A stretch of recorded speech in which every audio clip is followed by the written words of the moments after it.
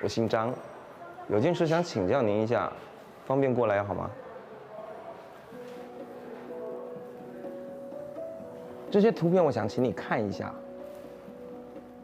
这是我们从你爸爸车上的行车记录仪的画面截取出来的。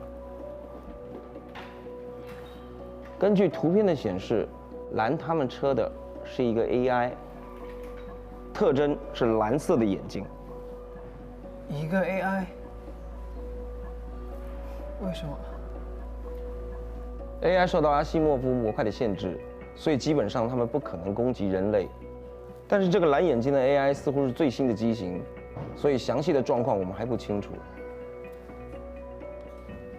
这是我的名片。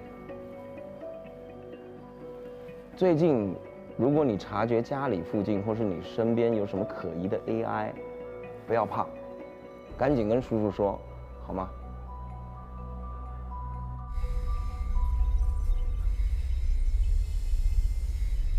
哎，许教授，陈老师，哎，醒醒醒醒！许教授，陈老师，陈老师，醒醒醒醒！主任，主任，李明，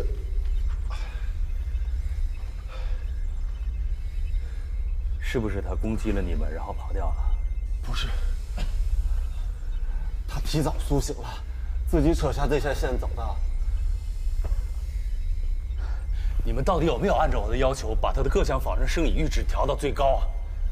调了，只是我忽略了一点，当他的动力数值调到最高的时候，竟然会直接影响他苏醒的时间，真的很抱歉。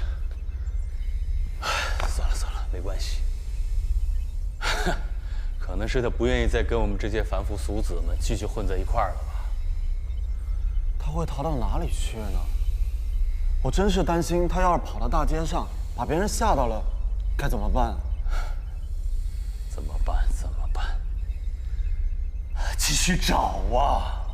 在 AI 管理局把他发现之前，赶紧把他从大街上给我找回来。是，去。